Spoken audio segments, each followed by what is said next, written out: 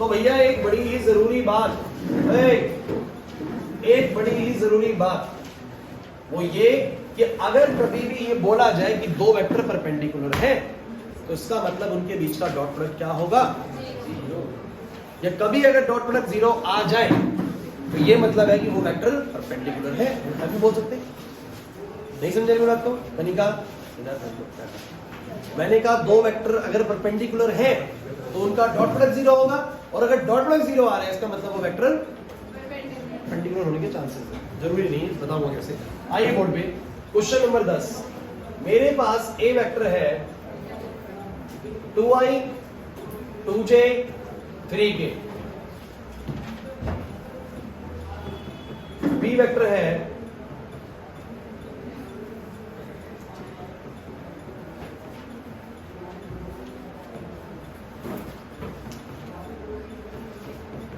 और C vector ये है। कह रहे सच दैट, ये कुछ इस तरीके से है सब कुछ कि जो A vector plus lambda times of B vector है is perpendicular to C vector, वो सी वेक्टर के परपेंडिकुलर है। तो लैम्डा की वैल्यू बताओ। तो लैम्डा की, सुन लीजिए दोबारा से, ए ये रहा, बी ये रहा, सी ये रहा। कह रहा है ये वेक्टर, अब लैम्डा तो पता नहीं क्या ही है, जैसे 2 हो सकता है, 3 हो सकता है। कह रहे हैं ए प्लस में लैम्डा बी सी के साथ परपेंडिकुलर है। अगर ए प्लस लैम्डा बी सी के साथ परपेंडिकुलर है तो इन दोनों का डॉट प्रोडक्ट। अरे लिखो मत, क्या लिखे जा रहे हो, बोर्ड पे लिखो ना। समझाते वक्त लिखते हो और जिसमें मैं रुक जाता हूँ उसमें देखते रहते क्या कर लेते हो। इधर जिस समय चल रहा है उसमें ध्यान दिया करो ना। ये वाला वेक्टर इस वाले वेक्टर के परपेंडिकुलर है, तो इसका मतलब क्या बोलोगे? इन दोनों का डॉट प्रोडक्ट, इन दोनों का जीरो होगा। बस आ जाएगा आंसर लैम्डा, इससे आ जाएगा। तो मुझे तुम सब बच्चे बताओ, पहले तो ए प्लस लैम्डा भी निकालू कैसे? ए प्लस लैम्डा भी निकालू कैसे? तो बोलो ए क्या है? ए क्या है? ए तो सर ये है। लैम्डा मुझे नहीं पता, निकालना ही है, लेकिन बी बोलो क्या है? तो इसको पूरे को मिला के, अरे वेक्टर को जोड़ के मल्टीप्लाई करके एक वेक्टर बनेगा। तो बना लो, नहीं वेक्टर कैसे बनेगा बोलो? 2i और माइनस लैम्डा आएगा, 2i और माइनस लैम्डा आएगा, तो ये बन जाएगा 2 माइनस में लैम्डा आई क्या। फिर बोलो 2j और 2 लैम्डा j, बोलो कितना आएगा? 2 प्लस में 2 लैम्डा j, और आएगा बच्चों 3 प्लस लैम्डा k। तो मुझे बताओ ये क्या आ गया? ये एक वेक्टर आ गया, something i something j something के वेक्टर ही तो आ गया। जैसे वो सब वेक्टर, ये भी एक वेक्टर है प्लस में लैम्डा भी। अरे नहीं आ रहा समझ, नहीं आया समझ, बन गया ना वेक्टर। अब मैं क्या बोलूंगा? Since a vector plus lambda b vector is perpendicular to c vector, तो मुझे बताओ जरा इस वेक्टर का डॉट प्रोडक्ट c वेक्टर के साथ कितना होगा? जीरो होगा। क्या होगा बोलो? और मुझे बताइए दो वेक्टर का डॉट प्रोडक्ट का फॉर्मूला क्या होता है? a1 a2 जमा b1 b2 जमा i वाला i से, j वाला j से, k वाला। तो मुझे बताओ इसका i वाला ये रहा, उसका c वेक्टर का i वाला 3 है। कर दो सीधा। तो बोलो इस वेक्टर का डॉट करना है उसके साथ, बोलो कितना आएगा? 2 माइनस में लैम्डा इनटू बताओ कितना आएगा? 3। बताओ 2 प्लस में 2 लैम्डा इनटू बताओ j वाले का, बोलो कितना आएगा? 1। अरे नहीं आ रहा समझ में? और कहां गया? हाँ, प्लस में इसका 3 प्लस में लैम्डा है, उसका k वाला टर्म 0 है, तो बराबर 0 आ जाएगा। समझ नहीं आ रहा? बताओ कितना आएगा? ये हो जाएगा सर 6 माइनस में 3 लैम्डा प्लस में 2 लैम्डा प्लस में 0 बराबर 0। सर ये हो जाएगा माइनस का लैम्डा प्लस में 8 बराबर 0। लैम्डा की वैल्यू सर 8 आ गई। क्या मुश्किल था? मैंने बोला ना, जिस क्वेश्चन में ऐसा लिख दिया जाए कि ये वेक्टर परपेंडिकुलर है तो उनका डॉट प्रोडक्ट क्या होगा? जीरो। एक काम करते हैं, अभी नोट मत करिए बच्चों, बिल्कुल इसी के जैसा ही क्वेश्चन 11वां है। 11वां क्वेश्चन सुनो क्या बोला। कह रहा साबित करो कि ये वेक्टर ध्यान सुन लो, ये वेक्टर कैसा दिया हुआ है? ये वेक्टर कैसा दिया हुआ है? कह रहा साबित करो कि ये वेक्टर परपेंडिकुलर है किसके? साबित करो कि ये वेक्टर परपेंडिकुलर है किसके?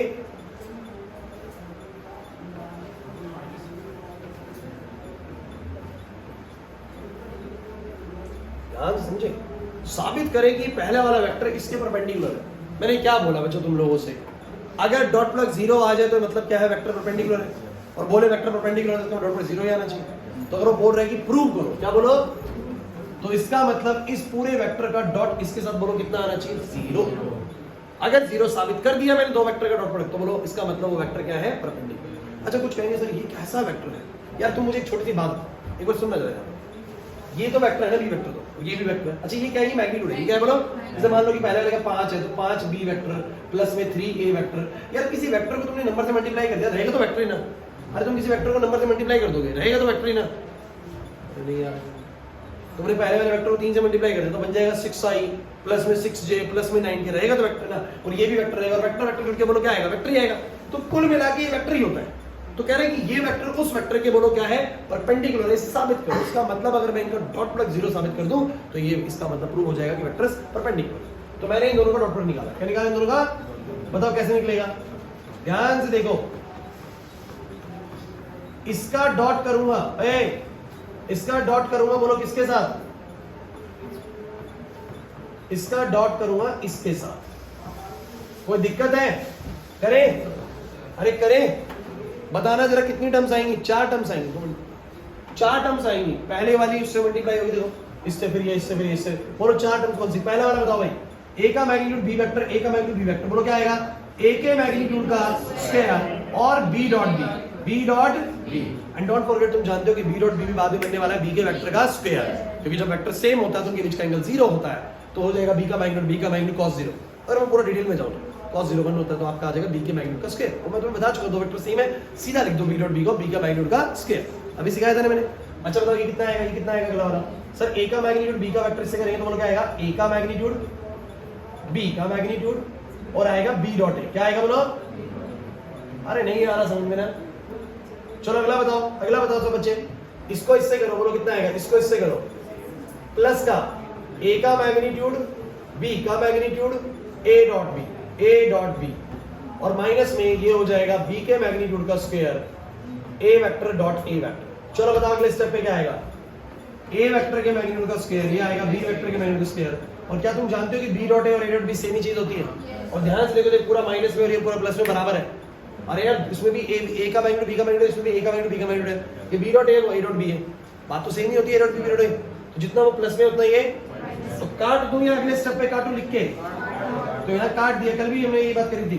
तो माइनस में कितना आएगा बोलो, बी के मैग्नीट्यूड का स्क्वायर इनटू में ए के मैग्नीट्यूड का स्क्वायर, ये दोनों चीजें भी सेम आंसर, बोलो कितना आ गया, तो इसका 0 आंसर आ गया, इन दोनों का डॉट प्रोडक्ट 0 आ गया। It means A vector B का magnitude A vector is perpendicular to, अरे समझ नहीं आएगा बच्चों, तो किन्हीं भी वेक्टर्स को अगर परपेंडिकुलर साबित करना है तो उनका डॉट प्रोडक्ट 0 निकाल के दिखा दो आंसर, या बोल ही रहा है परपेंडिकुलर तो डॉट प्रोडक्ट 0 पुट कर दो। क्लियर हो रहा है कि नहीं हो रहा, सही है। तो हो जाओ शुरू, कर लो क्वेश्चंस, बता ये नोट कर लो, नोट करोगे या आगे बढ़ो,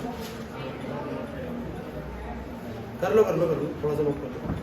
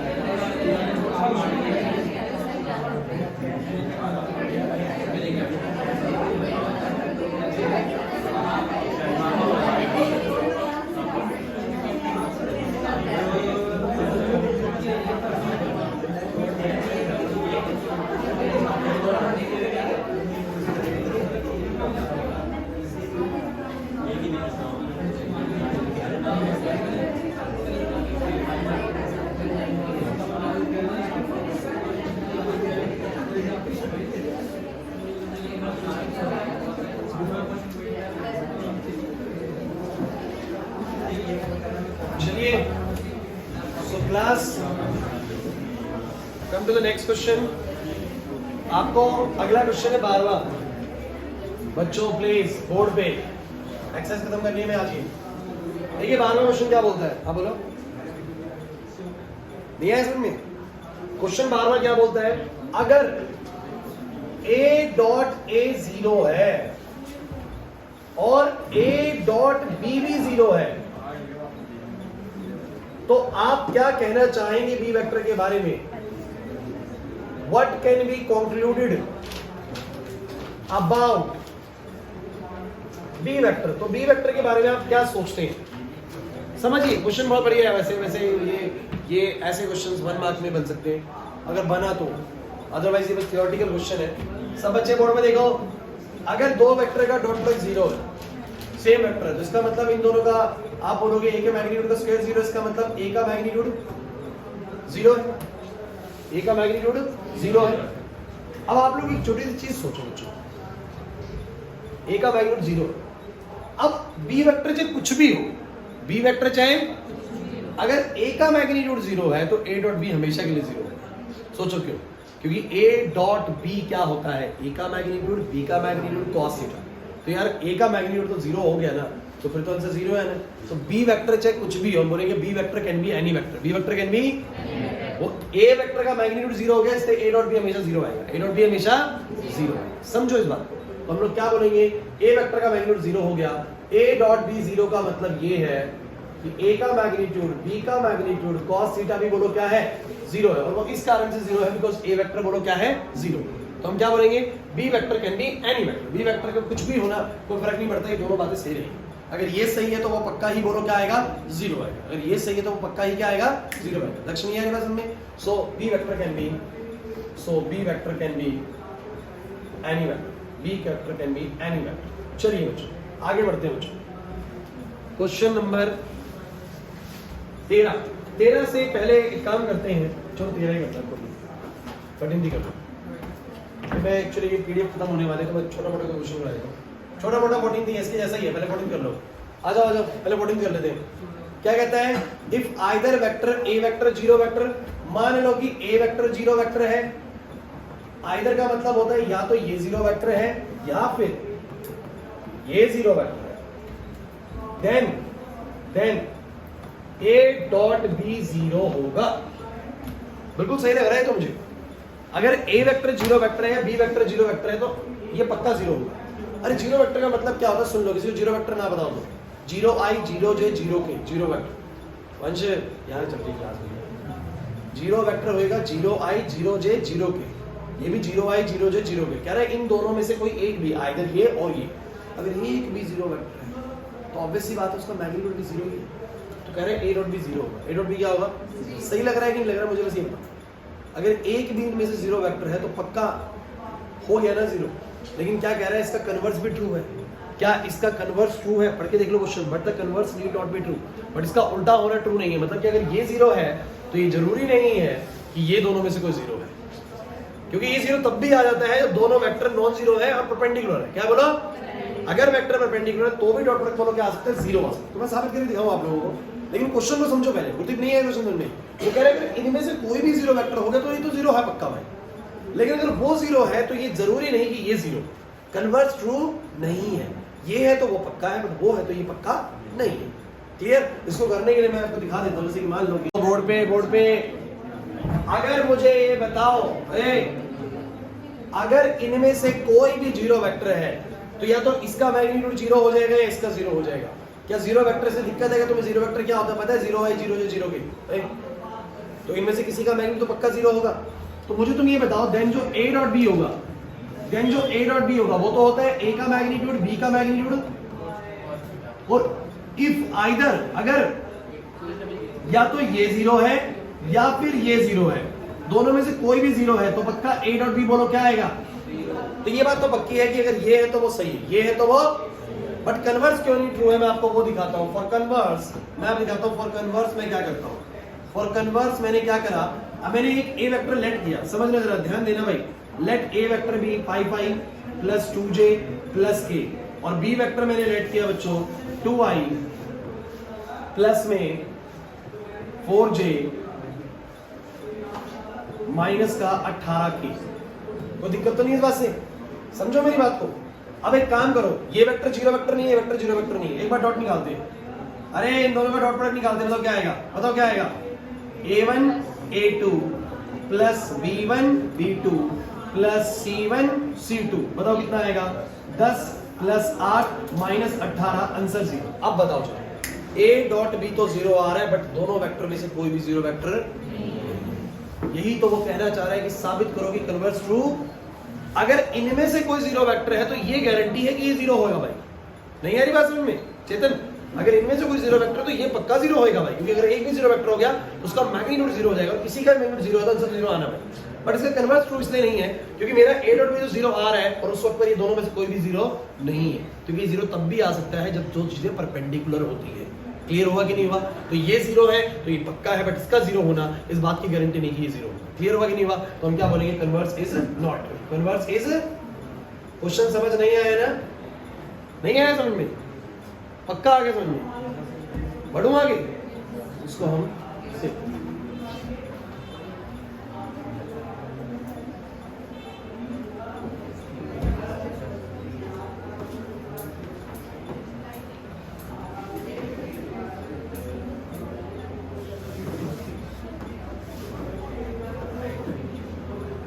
चलो चलो चलो, बातें नहीं। अब क्वेश्चन बचा है 13 15। 15वां क्वेश्चन सुनो भाई, पहले 15वां सुनो। सुनो, मुझे एक ट्रायंगल के 3 वर्टिसेस दिए हुए हैं बच्चों। मुझे एक ट्रायंगल के 3 वर्टिसेस दिए हुए हैं, ए बी और ए वेक्टर है, मतलब ए का है 1 2 3, बी है -1 0 0 और सी है मेरा 0 1 2। और मुझे बोला गया है एंगल एबीसी निकालो, एंगल एबीसी निकालो। यार तुम मुझे एक बात बता दो छोटी सी, क्या तुम लोग ये जानते हो, क्या तुम लोग ये जानते हो कि अगर मेरे पास ये ए वेक्टर मैं तुम्हें दे दूं, एक मैं तुम्हें ए वेक्टर दे दूं, एक मैं तुम्हें बी वेक्टर दे दूं, सुन लो, एक दे दूं i जमा j जमा k, दूसरा दे दूं 2i जमा 3j जमा k, और मैं तुम्हें बोलूं कि इनके बीच का एंगल बताओ, बता दोगे? ये इस चैप्टर का, इस एक्सरसाइज का पहला क्वेश्चन था, पहला दूसरा क्वेश्चन था। कैसे बताओगे? बताओ जरा। आप बोलोगे सर a डॉट b बराबर में क्या बोलो? a का मैग्नीट्यूड b का मैग्नीट्यूड cos थीटा। और आप लोग क्या बोलोगे? सर क्योंकि मुझे वेक्टर दिए हुए हैं तो डॉट प्रोडक्ट तो आ ही जाएगा, a1 a2 जमा b1 a2 जमा c2 से दोनों का मैग्नीट्यूड भी आ जाएगा, cos थीटा निकाल लूंगा सर। तो दो वेक्टर के बीच में एंगल निकालना है, कोई मुश्किल काम नहीं है, बस वेक्टर पता होने चाहिए, वेक्टर पता होने चाहिए, उनका डॉट निकाल लूंगा, दोनों का मैग्नीट्यूड निकाल लूंगा, cos थीटा कर दूंगा। बोला है कि नहीं? तो मेरे को एंगल बोला ABC। क्या बोला? तो मैंने कहा है जो एंगल ABC है ये बेसिकली BC वेक्टर और BA वेक्टर के बीच का एंगल है, BC वेक्टर और, तो अगर मैं BC वेक्टर निकाल लूं और BA वेक्टर निकाल लूं, दोनों वेक्टर निकाल लूं, तो उनके बीच का वाला एंगल निकालने का तरीका आसान है कि प्रिंस नहीं है? बात समझ यार, सिंपल चीज है। दो वेक्टर के बीच का एंगल आप कैसे निकालते हैं आपको पता है तरीका। इस शुरुआत के क्वेश्चन से आप लोग नहीं पढ़ रहे तो बात अलग है, इसे पढ़ना बहुत जरूरी है कि आपको जो क्लास में गिराया था घर जाके पढ़े। ऐसा ना हो कि ट्यूशन में वेक्टर चल रहा है, ट्यूशन में उतनी मैच चल रही है जितनी विकास सर कराते हैं, बस वो वाला काम मत करो। वो वाला काम करोगे तो फिर नहीं होगा कुछ भी।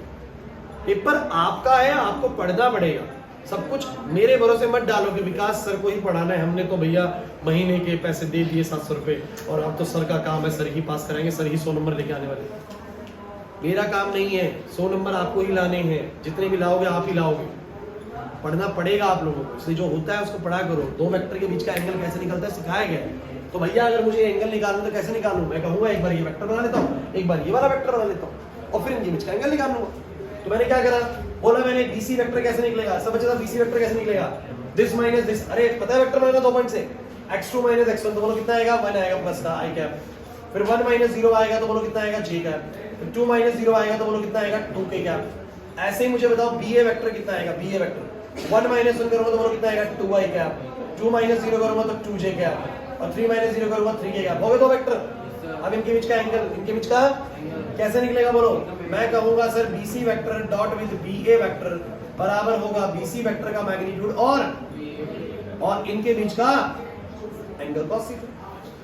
तो बोलो क्या आएगा? इन दोनों का डॉट बताओ, इन दोनों का डॉट बताओ। 1 into 2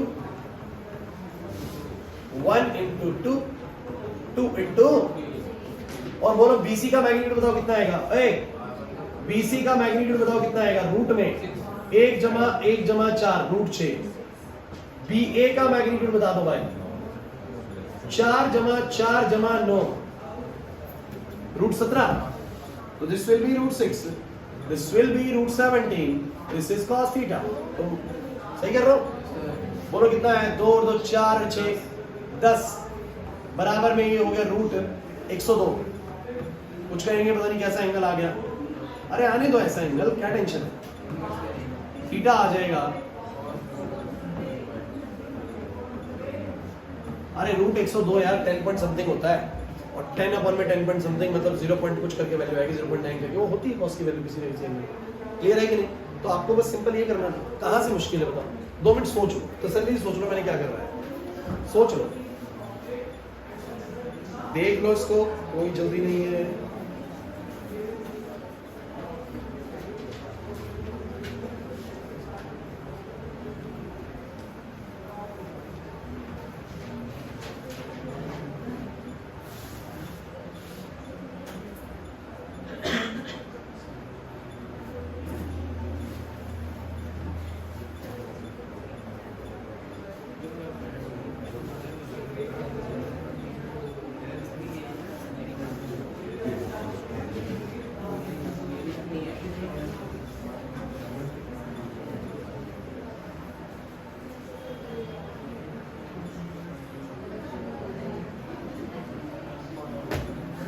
अरे क्या हुआ, नहीं आएगा समझ में, मुश्किल हो रहा है, बताओ डिफिकल्ट लग रहा है क्या ये सब? चलो कौन सा क्वेश्चन बीच में रह गया? 13। चलिए 13 क्वेश्चन गाइस, बोर्ड पे बातें नहीं। अब 13 क्वेश्चन क्या कहता है भाई, सुनो। अगर ए vector, B vector, C vector unit vector है। अच्छा बताओ यूनिट वेक्टर का मतलब क्या है? कि इन सब का मैग्नीट्यूड बोलो कितना है? 1 है। बातें नहीं। और कहता है कि इस तरीके से कि a जमा b जमा c वेक्टर मिलाने पे 0 वेक्टर बन जाएगा। 0 वेक्टर मतलब 0i 0j 0 के, सबको जोड़ने पे ऐसा बन जाएगा। तो आपको इसकी वैल्यू निकालनी है। Find the value of a dot b, b dot c, c dot a। इसका वैल्यू क्या होगा? Got it? ये वैल्यू आपको निकालनी है और ऐसा दिया हुआ है। अब समझ नहीं आएगा ऐसे करना क्या है, तो मैं आपको बता दूं, एक बार करोगे, पहली बार इस तरह क्वेश्चन कर रहे हो, उसके बाद आपको तरीका पता लग जाएगा। जब कभी भी ऐसा हो कि कुछ वेक्टर जोड़ के कुछ दे दिया गया तुमने, हर बार इधर से सिचुएशन से इन पे आने का एक ही तरीका है कि आप लोग क्या करें, इस वेक्टर को इसी वेक्टर से डॉट कर दो। सुन लो, इस वेक्टर को इसी से डॉट कर दो। अगर डॉट करोगे तो इसका मतलब 0 होएगा, 0 वेक्टर से डॉट। अरे यार मैंने वही चीज को उसी से मल्टीप्लाई कर दिया, उसी चीज को उसी से मल्टीप्लाई कर दिया। जरा बोर्ड में देखो भाई, अर्चित क्या कर रहा है भाई, इधर देख ले। अब a डॉट a बताओ कितना आएगा? चलो ऐसे कर लेते। चलो अगला बोलो a डॉट b, अगला बोलो, अगला बोलो, उससे अगला बोलो, उससे अगला बोलो, फिर c dot a, c dot b, c dot c। और बच्चों क्या तुम जानते हो 0 डॉट 0 करूंगा, 0 vector dot 0 vector, 0i 0j 0k, 0i 0j 0k, a1 a2 b1 b2 c1 c2 करूंगा भी तो भी आंसर 0 ही आना है। बोलो कोई दिक्कत है? अब जरा मुझे बताओ a डॉट a बोलो क्या हो गया? a के मैग्नीट्यूड का स्क्वायर। अच्छा b से उठा रहा हूं, b डॉट b बोलो, c डॉट c बोलो। और क्या तुम सोच सकते हो ये a डॉट b और ये b डॉट a बात तो सेम ही होती है, तो क्या मैं दोनों को मिला के लिख सकता हूं 2a डॉट b?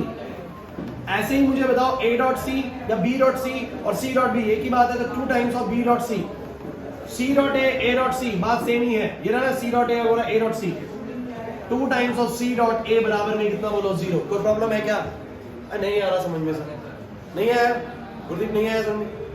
उसको उसी से डॉट कर दिया, बस कुछ नहीं करा और आंसर आ गया बाहर। कैसे सर? इनका मैग्नीट्यूड 1 दिया हुआ है तो 1 + 1 + 1, 1 का स्क्वायर 1 ही आएगा। यहां से मैंने 2 कॉमन ले लिया, बन गया a dot b, b dot c, c dot a बराबर में 0। सर कितना आ जाएगा बताओ? समझ रहे हो? 3 हो जाएगा, 3 इधर चला जाएगा।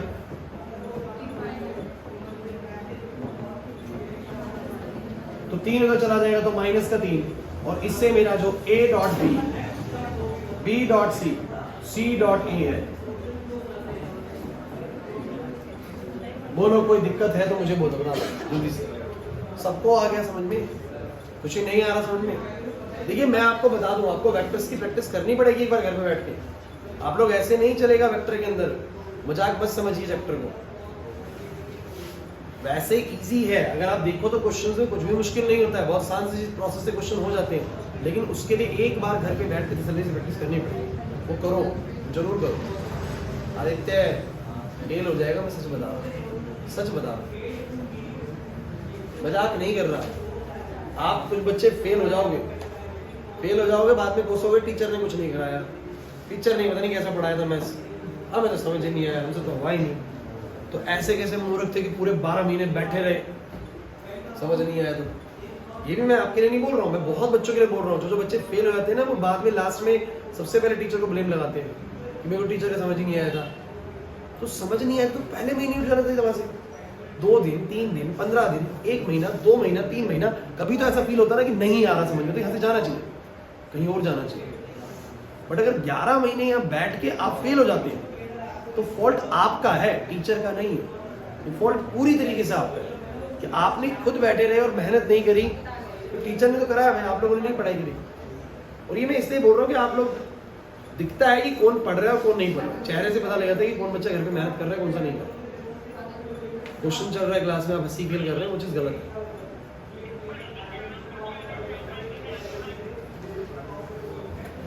ठीक, समझ आ गया? क्लियर है? थोड़ा सीरियस हो जाओ भाई।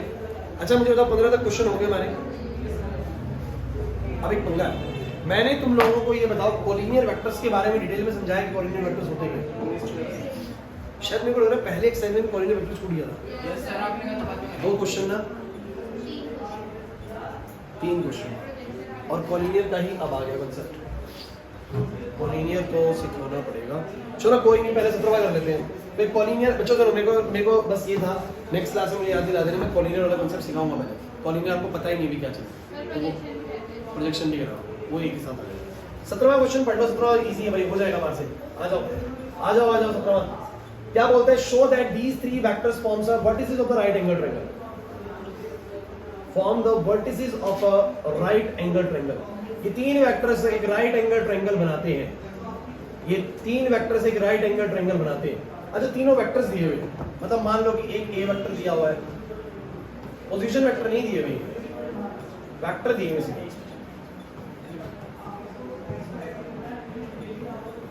उसने बोला ना ये 3 वेक्टर क्या बनाते हैं बच्चों, उसने क्या बोला, पढ़ो ध्यान से, ये 3 वेक्टर क्या बनाते हैं? एक राइट एंगल ट्रायंगल बनाते हैं।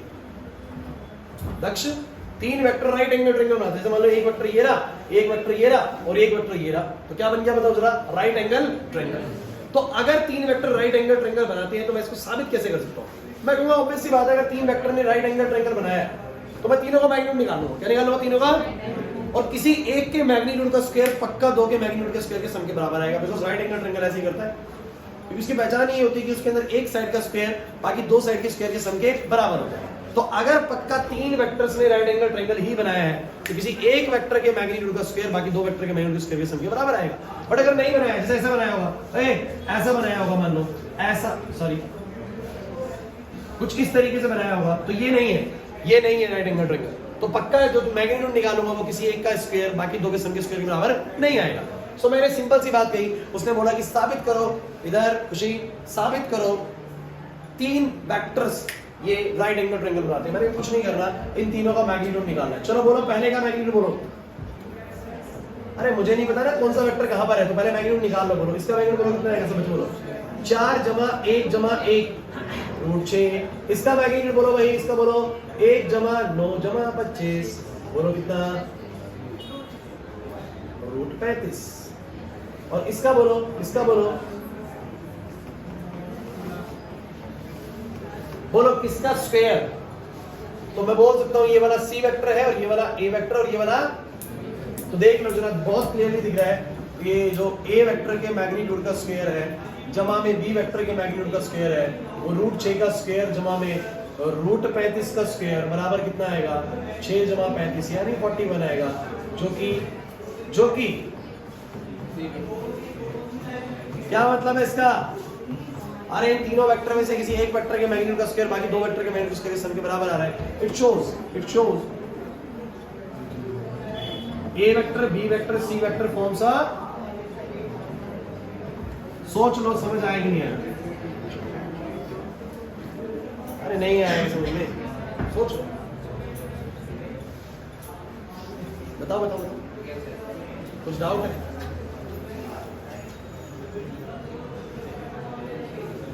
पक्का? एक क्वेश्चन और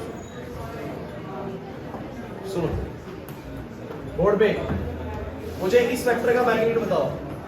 अरे पक्का आ गया तुमने वाला? चलो इसका मैग्नीट्यूड बताओ, बोलो। ओ भैया इसका मैग्नीट्यूड बताओ। तो सर इसका मैग्नीट्यूड आ रहा है, बहुत अच्छे, √6। और अगर मैं इसका पूछूं तुम लोगों से 3a वेक्टर का, 3 से मल्टीप्लाई करूंगा 3a हो जाएगा, 3j हो जाएगा, 6k हो जाएगा। बताओ 3a वेक्टर का मैग्नीट्यूड कितना आएगा? सब बच्चे बोलो कितना आएगा? 9 जमा 36, तो 36 और 9 कितना आएगा? 45 और 9 54। अरे कुछ सिखाना चाह रहा हूँ, ढंग से सुनना है, कुछ कंसेप्ट बताने वाला हूँ, कंसेप्ट बताने वाला हूँ। तो मैंने बोला a वेक्टर का मैग्नीट्यूड तो √6 है, लेकिन जब उसको 3 से गुना कर दिया और तब मैग्नीट्यूड निकाला तो वो आया √54। और 54 का रूट अगर मैं इसको तोड़ूंगा ना तो मुझे पता लगा कुछ ऐसे ही तो टूटेगा ना। अरे ये तुम्हें आता है? ये तो आता होगा ना? बोलो जोड़ा बन गया इसका 3, और वो 3 वो अकेले अकेले है, तो बोलो इसको क्या लिख सकते हैं? 3√6। क्या लिखते हैं बोलो? अगर डाउट लग रहा है तो 3 को 2 बार लिख लो अंदर, तो 3 3 9 9 6 54 ना, रूट में आ जाएगा 54। क्लियर है कि नहीं? अरे नहीं आ रहा समझ में? 54 को लिख लो ऐसे करके, तो 2 बार 3 जो होगा वो 1 बार आ जाएगा बाहर। पता है नहीं बात? तो क्या ऑब्जर्वेशन लिया कि अगर किसी वेक्टर को तुम किसी नंबर से मल्टीप्लाई करते हो, किसी वेक्टर को किसी नंबर से मल्टीप्लाई करते हो, तो वेक्टर का मैग्नीट्यूड भी उतने ही गुना बढ़ जाता है। 3 से गुना बढ़ गया, 3 गुना ही बढ़ गया। लेकिन अभी सुनिए, बड़ी इंटरेस्टिंग चीज आने वाली है। अगर मैंने इस वेक्टर को -3 से गुना करा, -3 से, बताना क्या आएगा? बताओ बताओ। -3 आई, माइनस का 3j, माइनस का 6k, उसको करा -3 से, तो -3 a वेक्टर का मैग्नीट्यूड निकाला। बोलो कितना आया? 9 9 36 √54 यानी 3√6। क्या देखने को, क्या अनयूजुअल देखने को मिल रहा है? अर्चित बोलो क्या बोल रहे हो? बहुत बढ़िया सर, एक सिंपल सा फंडा है, मैं 3 से गुना करूं चाहे -3 से गुना करूं, 3 से गुना करूं चाहे सर मैग्नीट्यूड 3 गुना होगा। मैग्नीट्यूड ये कुछ ऐसा है जैसे कि मान लो ये a वेक्टर है, मैंने तुम्हें बताया कि नहीं बताया? अगर मैं इसको 3 से गुना करूंगा तो मैंने बताया था ये 3 गुना बड़ा हो जाएगा, बताया था।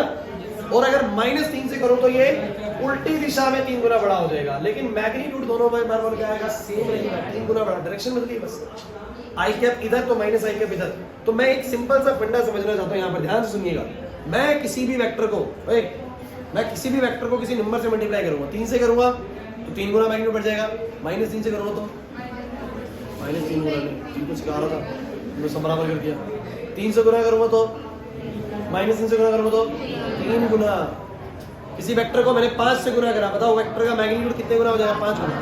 और -5 से करा तो, अभी बात सुनो, तो इसका मतलब ये निकल के आता है कि जब भी किसी वेक्टर को तुम किसी नंबर से मल्टीप्लाई करते हो, लैम्डा नंबर से, बैक पैक मत करिए, क्लास चल रही है, किसी वेक्टर को किसी नंबर से मल्टीप्लाई करता हूं बस, तो उसका जब मैं मैग्नीट्यूड निकालूंगा, लैम्डा से मैंने मल्टीप्लाई करा, और जब मैं उसका मैग्नीट्यूड निकालूंगा तो वो आएगा a वेक्टर के मैग्नीट्यूड से, बोलो कितना? लैम्डा टाइम्स, नो लैम्डा का मॉड्यूलस टाइम्स, लैम्डा का 3 से करा तो भी 3 का मॉड्यूलस 3 ही आएगा, और -3 से करा तो भी -3 का मॉड्यूलस 3 आ जाएगा। कहने का मतलब मॉड्यूलस करके मैग्नीट्यूड मल्टीप्लाई होगा। समझ रहे बात को? 3 से करूंगा तो भी 3 गुना, और -3 से करूंगा तो भी 3 गुना। समझे नहीं सर? समझे नहीं? बिल्कुल नहीं समझे ना? गुरदीप नहीं है समझ में? तो व्हेन यू मल्टीप्लाई, अभी इसमें बहुत बढ़िया क्वेश्चन देने वाला हूं, सीबीएसई का बहुत फेवरेट क्वेश्चन देने वाला हूं। जब भी किसी वेक्टर को तुम किसी नंबर से मल्टीप्लाई करोगे, उसके बाद जो मैग्नीट्यूड आएगा वो पुराने वाले मैग्नीट्यूड से लैम्डा का मॉडुलस गुना आएगा। लैम्डा का मतलब मॉडुलस क्यों लगाया आप समझ जाएंगे। 3 था तो 3 गुना हुआ था, -3 में भी 3 ही गुना हुआ था, इसलिए मॉडुलस लगा। क्लियर है कि नहीं? तो मुझे तुम एक क्वेश्चन बताओ, अरे बस एक तो तुम्हारा एक क्वेश्चन दिया हुआ है, किसी को पहले कर लो। क्वेश्चन नंबर 18 पढ़ लो, एनसीईआरटी क्वेश्चन नंबर 18 क्या दिया हुआ है? अगर a वेक्टर एक नॉन जीरो वेक्टर जिसका मैग्नीट्यूड a है, जिसका मैग्नीट्यूड बोलो क्या है? a वेक्टर का मैग्नीट्यूड a से डिनोट है। a वेक्टर का मैग्नीट्यूड a से डिनोट है। और कह रहा है बताइए जनाब, अगर लैम्डा ए वेक्टर एक यूनिट वेक्टर है, लैम्डा ए वेक्टर एक, तो बताइए इनमें से कौन सा ऑप्शन करेक्ट है? कौन सा ऑप्शन करेक्ट है? लैम्डा 1 है, लैम्डा -1 है, a बराबर में लैम्डा का मॉड्यूलस है और d बराबर में a बराबर में 1 बाय में लैम्डा मॉड्यूलस है। गाइस बिल्कुल नकली क्वेश्चन है, ध्यान से पढ़िएगा। उसने बोला कि मैं मैग्नीट्यूड को a से नोट कर सकता हूं और मुझे बताओ लैम्डा a वेक्टर अगर यूनिट वेक्टर है तो इनमें से कौन सा ऑप्शन करेक्ट है? अगर lambda a vector unit vector है तो इसका मतलब इसका मैग्नीट्यूड बोलो कितना है? 1। सही बात है कि नहीं? और यूनिट मतलब ये होता है। और इसको मैं क्या लिख सकता हूं? बोलो लैम्डा का मॉड्यूलस a का मैग्नीट्यूड बराबर 1 और a का मैग्नीट्यूड बोलो कितना लिखा जा सकता है? 1 बाय में। हो गया? कौन सा ऑप्शन करेक्ट है? D option. कहेंगे सर तो a का मैग्नीट्यूड है। अरे वही चीज a बोली गई है, आ गया कि नहीं आ गया? तो ऑप्शन नंबर हमारा डी जा रहा है। लेकिन ये वाले क्वेश्चन के लिए मैंने नहीं बताया टॉपिक, ये टॉपिक मैंने बताया इस क्वेश्चन के लिए जो सीबीएसई का फेवरेट क्वेश्चन है। सीबीएसई का फेवरेट क्वेश्चन है, इफ a वेक्टर का magnitude is 4 and lambda can very from -3 to 5, then range of lambda times of a vector का मैग्नीट्यूड इज, या बोले then lambda a का मैग्नीट्यूड वेरी फ्रॉम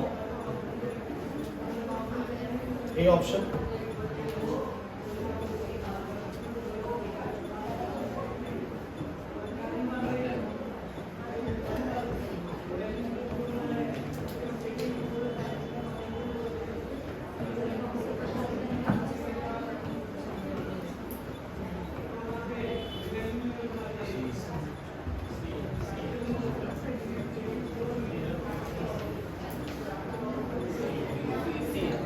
बहुत ही शानदार क्वेश्चन बता रहा हूं। मतलब ये लगा लीजिए कि अभी तक का वेक्टर का सबसे बढ़िया क्वेश्चन जाने वाले वाला।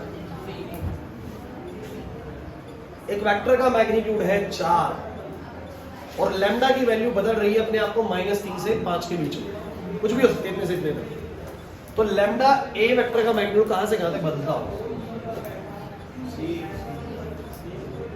लैम्डा बदल रहा है अपने आप को, जाने की ना लगाए, मेरे को चुपचाप बैठे रहना, छुट्टी होगी तो बता दूंगा अपने आप।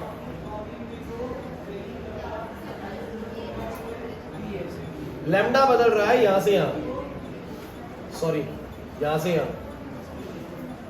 तो बताइए लैम्डा ए का वेक्टर का मैग्नीट्यूड कहां से करते हैं? चलिए ऑप्शन नंबर ए, कितने बच्चे फेवरेट में? Option number A, B B B के साथ 2 बच्चे फेवरेट में, सी मेजॉरिटी जा रही है, डी। चलिए आज ही समझाता हूं मैं। एक बात मुझे बताओ, अगर मेरे को लैम्डा ए वेक्टर का मैग्नीट्यूड निकालना है क्लास, अगर मुझे निकालना है लैम्डा ए वेक्टर का मैग्नीट्यूड, तो क्या तुम जानते हो ये क्या लिखा जाता है? ये लिखा जाता है लैम्डा का मॉड्यूलस इनटू में ए वेक्टर का मैग्नीट्यूड, यही तो लिखा जाता है। क्यों लिखा जाता है? मैंने आपको रीजन समझाया, रटवाया नहीं कि ये फॉर्मूला होता है। आपको बताया है कि जब भी किसी वेक्टर को किसी नंबर से मल्टीप्लाई करते हैं और फिर उसका मैग्नीट्यूड करते हैं तो वो जो रिजल्ट आता है वो कितना आता है बोलो? उस नंबर का मॉड्यूलस इनटू में ए वेक्टर का मैग्नीट्यूड। क्योंकि 3 था तो 3 गुना आया था, -3 में भी 3 गुना आया था, इसलिए मॉड्यूलस लगाना पड़ता है। क्लियर है कि नहीं? तो सबको ही जानता है कि लैम्डा, ध्यान से सुनिए, बने रहिएगा टॉपिक में 2 से 3 मिनट हो। तो लैम्डा ए वेक्टर का मैग्नीट्यूड आएगा इतना, बोलो क्लियर है कि नहीं? अब मैं ये कैसे निकालूं? तो मैंने कहा यार लैम्डा अपने आप को बदलता है -3 से 5, सबकी नजरें बोर्ड पे, बहुत इंपॉर्टेंट सब लिखने वाला। तो मुझे बताओ लैम्डा का मॉड्यूलस कहां से कहां बदलता होगा? 3 से 5 बहुत बच्चों ने सोचा और यही गड़बड़ हुआ। अगर लैम्डा -3 से 5 बदल रहा है और आप कह रहे हैं कि लैम्डा का मॉड्यूलस तो बस 3 से 5 बदलेगा, 2 नहीं आएगा लैम्डा मॉड्यूलस का। अरे इसके बीच में तो 2 भी है ना, अब लैम्डा जब 2 होगा तो उसका मॉड्यूलस भी 2 ही आ जाएगा। आप कह रहे 3 से 5 ही बदलेगा मॉड्यूलस, गड़बड़ है कुछ तो साउंड गड़बड़ कर रहे हैं यहाँ पर। लैम्डा की वैल्यू तो बीच में 1 भी होगी, आप कह रहे मॉड्यूलस 3 से 5 बदलेगा, क्या 1 नहीं होगा? 1 भी हो सकता है सर।